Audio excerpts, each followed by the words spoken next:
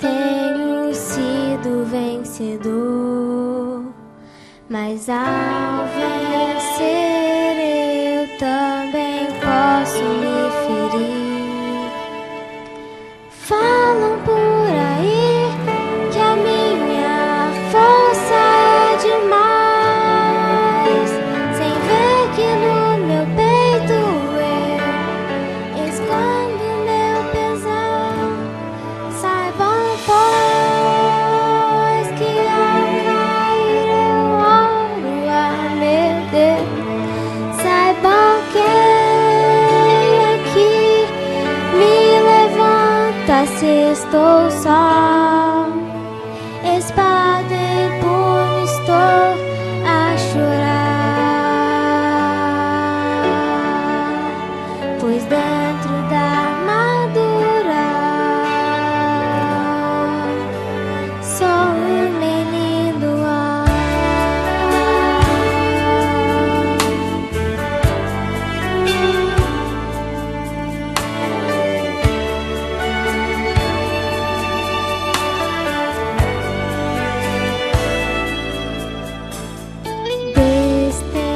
Destemido, busco encontrar a paz, pois de Jesus a armadura é voraz.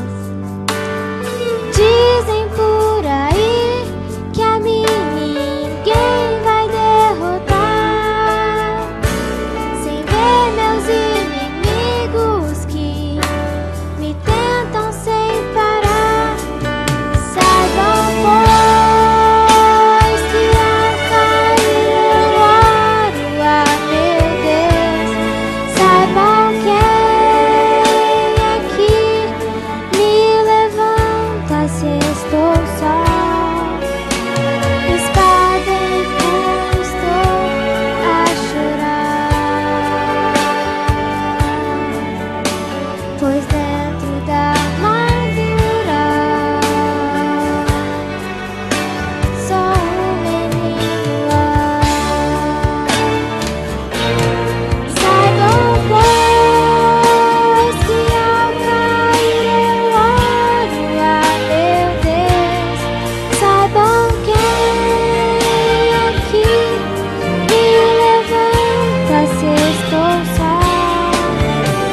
Espada em punho estou a chorar, pois dentro da armadura, dentro da armadura,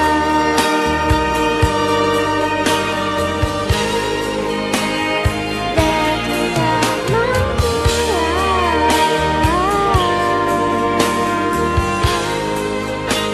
sou um menino.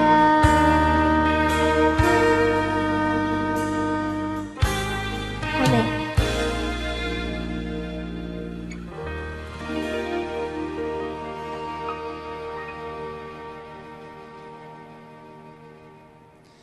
Obrigado, Duda, pelo louvor. Certamente nos lembra que no nosso dia a dia, muitas vezes nos vestimos de armaduras para encarar o dia a dia, as agruras da vida. Mas precisamos da armadura da fé, da armadura que somente o Senhor pode nos vestir. Essa noite, continuando os nossos temas e terminando os nossos temas relacionados a relacionamento, uma vez que no próximo mês nosso tema será relacionado à missão, trazemos um personagem que tudo tem a ver com isso. Mas vamos recordar um pouquinho aqueles que nós vimos durante esse mês e ver como as coisas se encadeiam na verdade. Começamos o mês, na primeira quarta-feira desse mês, falando sobre Jacó, aquele que teve seu nome, precisou ter o seu nome mudado para Israel, para que ele não mais fosse um enganador. e para que ele fosse um daqueles que conduziria o povo aonde queria o Senhor, para que ele visse onde ele estava e onde ele precisava ir. Logo depois, na semana seguinte, nós tivemos a oportunidade de falar sobre José. E em José, nós vimos como o fato de José ter um relacionamento com o seu Deus, ele fez com que a sua casa, o país a que ele servia, o Egito, fosse abençoado através dele. Na semana passada, lemos sobre Davi, um homem que muitas vezes nos coloca muitas dúvidas, um homem que matou, que adulterou, que cometeu diversos pecados, mas que muito pecou, muito errou, mas muito arrependeu-se. E que nos deixa uma missão de que, se nós efetivamente estivermos nos relacionando com o Senhor, nos colocando à disposição para ouvir a voz do Senhor, a voz do Espírito Santo, nos convencendo da nossa natureza e da nossa necessidade deste relacionamento com o Eterno, podemos ser feitos como Davi, com tantos pecados também, homens segundo o coração de Deus. Nosso personagem dessa noite é alguém de que, quando as Escrituras falam, não falam nele em nenhum defeito. José também é pouco falado sobre os defeitos de José, mas você pode pensar que talvez José tivesse o defeito de semear discórdia entre os seus irmãos, porque ele ia muito, não entre os irmãos, mas entre os irmãos e os pais, e o pai deles, porque ele ia falar para o pai o que os irmãos faziam, ou que ele tivesse talvez o defeito de ser um pouco soberbo, por expor a sua túnica junto aos irmãos, enfim. Mas nada é dito a respeito de Daniel. E este personagem, especificamente, desenvolve com o Senhor, com o seu Deus, um relacionamento que faz que, a partir dele, grande parte do que nós temos de revelação até os dias de hoje tenham sido revelados a esse homem. Grande parte do que é escrito profeticamente foi revelado a partir de Daniel. Ele mesmo não teve compreensão de grande parte do que lhe havia sido revelado.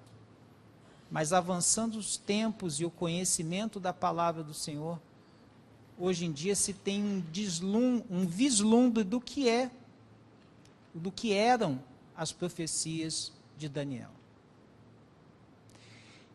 E vejam que coisa interessante, como acontece com este personagem. Se você for lá ao capítulo 1 do livro de Daniel, você veja como é o início desse capítulo. Diz o seguinte, versos 1 a 4. Era o 3º ano do reinado de Jeoaquim em Judá, quando o rei Nabucodonosor da Babilônia declarou guerra a Jerusalém e sitiou a cidade. O Senhor entregou o rei Jeoaquim de Judá nas mãos dele, com alguns utensílios do templo de Deus. Nabucodonosor levou o rei e os utensílios para a casa do tesouro de seu Deus, na terra de Babilônia, a antiga Sinear. Verso 3. O rei ordenou a Aspenaz, chefe de pessoal do palácio, que escolhesse alguns israelitas da família real e da nobreza, jovens que fossem saudáveis e de boa aparência, inteligentes e de boa formação, de potencial para cargos de liderança no governo, gente de elite, e lhes ensinasse a língua e a cultura de Babilônia. O rei ordenou também que servissem a eles o mesmo cardápio do rei. Comiam do bom e do melhor e do mais fino vinho. Depois de 3 anos de treinamento, assumiriam cargos na corte do rei. O que fazia Babilônia nesse momento? Em suas conquistas, Babilônia procurava pegar aqueles que eram as primícias dos povos conquistados, os príncipes daquele povo, aqueles mais capacitados, intelectualmente, fisicamente, e dar a eles treinamento especial para cooptá-los para a cultura, a religião, os hábitos e a forma de agir de Babilônia. Mostrando a eles o lado, entre aspas, bom de ter ido para a Babilônia. Afinal, lá estavam eles em Jerusalém, que era naquele momento uma terra arrasada. E alguns haviam sido deixados naquela terra arrasada. Aqueles que haviam sido escolhidos eram levados para um lugar que era o Fausto da época, que era onde havia as melhores condições da época, que era a grande potência da época. E a eles é dado, então, ser preparados para, durante 3 anos, receber toda a instrução da grande potência na época e passar, então, a trabalhar para a grande potência da época. Imagine que nos dias de hoje, um país tenha sido arrasado por uma grande potência, pelos Estados Unidos de hoje em dia, e que eles cheguem lá e dizem assim: olha, nós vamos levar vocês agora, que são os melhores alunos aqui, os príncipes dessa região, e vamos levá-los para as nossas melhores universidades, e durante 3 anos vocês vão receber ali treinamento para depois vocês trabalharem para o governo americano. É mais ou menos isso que acontecia.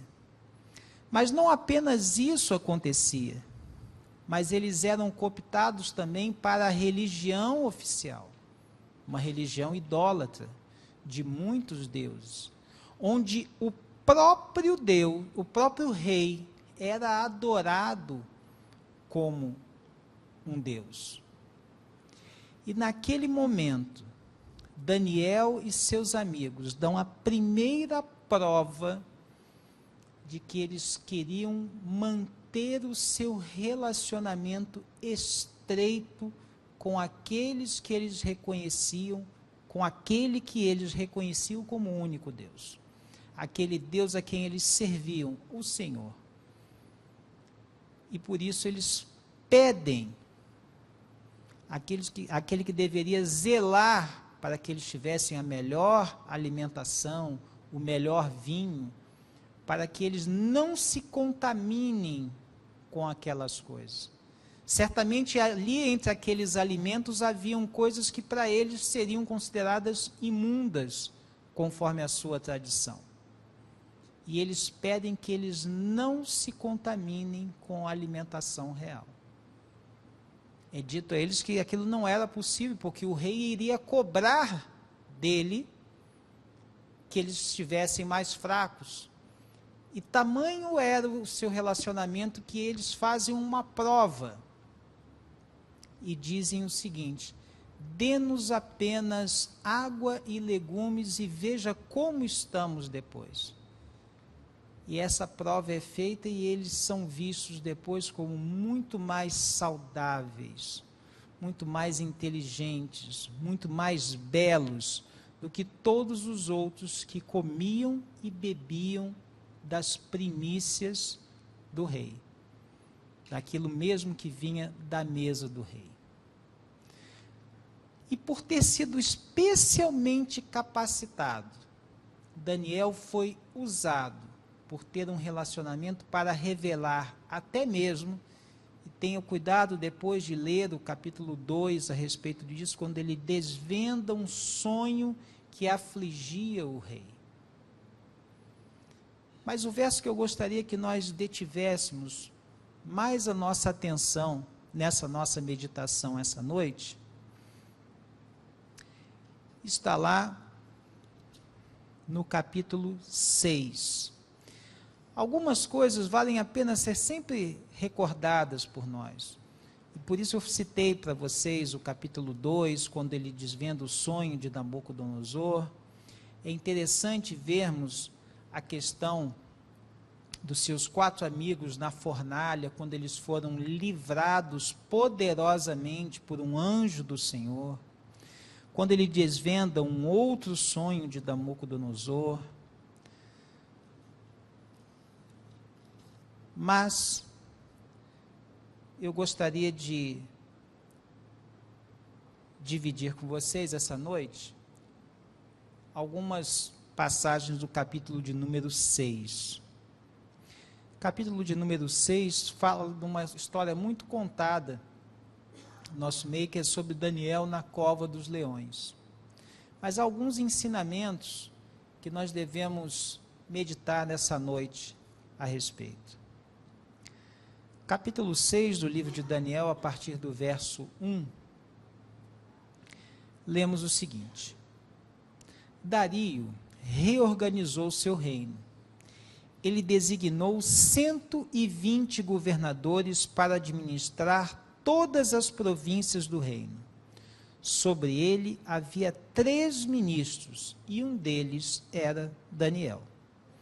Os governadores se dirigiam aos ministros, que tinham a responsabilidade de manter tudo em ordem.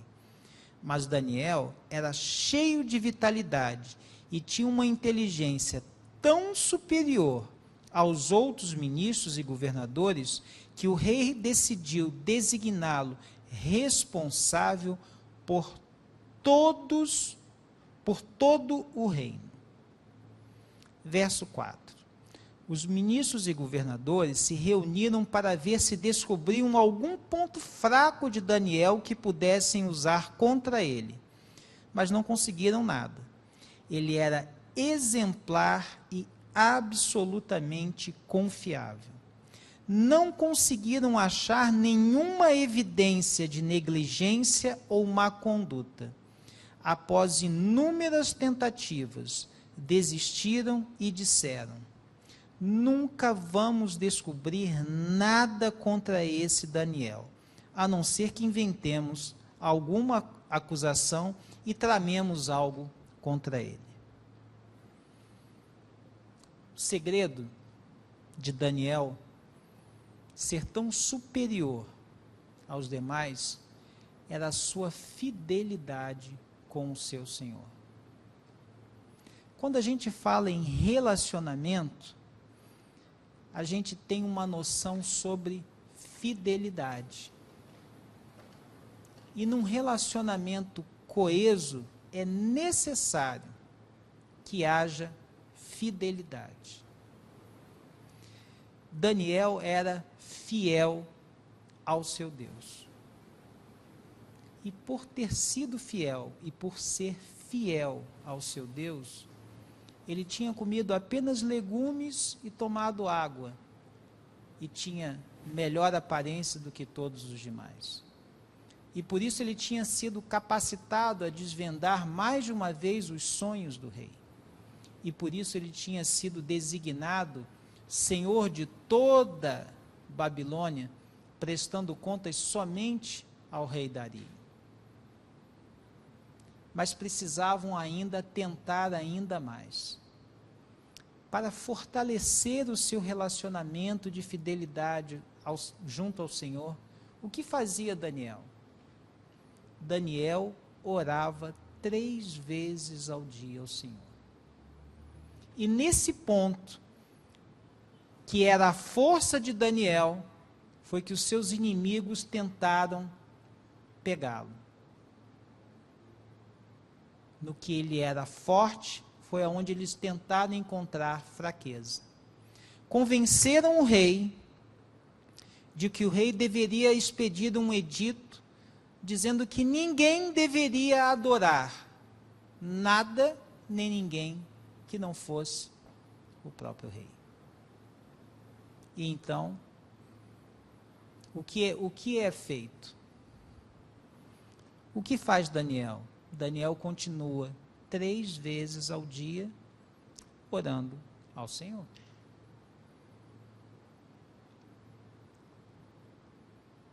Os seus detratores vão ao rei e dizem assim: rei, não é verdade?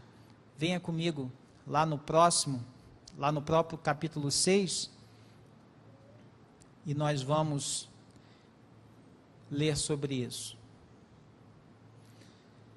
Capítulo 6 ainda, verso 11, lemos o seguinte: os conspiradores vieram e o viram orando, pedindo ajuda de Deus. Imediatamente foram ao rei e o lembraram do decreto. O rei não assinou uma lei proibindo qualquer pessoa de orar a qualquer deus ou homem, exceto ao rei, durante 30 dias? E qualquer pessoa que fosse apanhada fazendo isso seria jogada na cova dos leões? Com certeza, confirmou o rei, como inscrição em pedra, conforme todas as leis dos medos e dos persas. E lembram a ele, então, que Daniel, aquele que é o seu braço direito, está transgredindo a lei. Aquele era um edito real e por isso ele tinha que ser cumprido. E o rei condena então Daniel a ser jogado na cova dos leões. E assim é jogado o fiel Daniel, aquele que tinha um relacionamento com o Senhor, na cova dos leões. O próprio rei, ao colocá-lo ali, diz a Daniel no verso 16: seu Deus, a quem você é tão leal, vai livrar você desta situação. Uma pedra é colocada sobre a cova dos leões, e assim lemos lá no verso 19. Ao romper do dia, o rei se levantou e foi depressa à cova dos leões. Quando chegou perto, chamou aflito: Daniel, servo do Deus Altíssimo, será que seu Deus, a quem serve tão fielmente, livrou você dos leões? Que o rei viva para sempre, respondeu Daniel. Meu Deus enviou seu anjo, que fechou a boca dos leões, para que não me fizesse nenhum mal. Fui considerado inocente diante de Deus, e também diante do Senhor, ó rei, pois não fiz mal algum ao Senhor. Quando o rei ouviu essas palavras, ficou muito feliz. Ele ordenou que Daniel fosse retirado da cova. Depois que ele saiu, verificou-se que não havia nenhum arranhão sequer. Ele havia confiado em seu Deus. Então o rei ordenou que os conselheiros que tinham conspirado contra Daniel fossem jogados na cova dos leões com suas mulheres e filhos. Antes mesmo de chegar ao fundo da cova, os leões já os agarraram e os despedaçaram. Talvez nesse momento você esteja se sentindo dentro de uma cova de leões. Talvez você sinta nesse momento alguém a ponto de te devorar. Uma tentação, um problema, uma doença. Alguma coisa é como um leão prestes a te devorar. E o Senhor diz para você que os problemas vão vir. Mas Ele diz também que Ele pode fechar a boca dos leões. Ele diz também que se você tiver um relacionamento com Ele, você pode ser testemunho do muito que Ele pode fazer para você. Você pode dar testemunho não de que você é fiel, mas de que Ele é fiel a você. Não há em nós fidelidade, não há em nós mérito, não há em nós virtude, mas no Senhor, naquele que chamamos de eterno. Ele sim é fiel para nos fazer todas essas coisas. Vamos cantar juntos esse hino. Tu és fiel. Hino de número 35. Ao som do playback, vamos todos ficar em pé.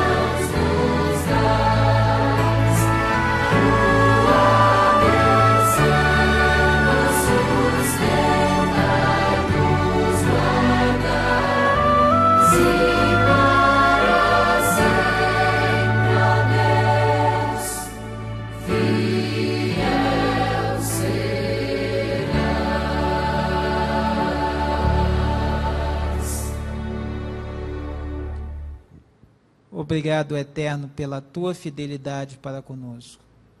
Obrigado, Eterno, que pleno perdão nos dás diariamente. Obrigado, Senhor, pela capacidade que nos dás para que vejamos pela Tua palavra o quanto precisamos de Ti, o quanto precisamos nos relacionar contigo, o quanto precisamos ser conforme a Tua vontade, Senhor, o quanto precisamos abandonar os nossos maus caminhos e andar na Tua direção. Dá-nos essa certeza, Senhor, que já fomos mais do que perdoados nos Teus méritos, lavados pelo Teu sangue, e que, confiados nesta promessa, possamos desenvolver permanente relacionamento contigo, Senhor, que possamos fruir da Tua fidelidade que está posta para nós para sempre. Obrigado por essas bênçãos, Senhor. É por isso que te pedimos e por muito e muito mais te agradecemos. No doce e santo nome de Jesus. Amém.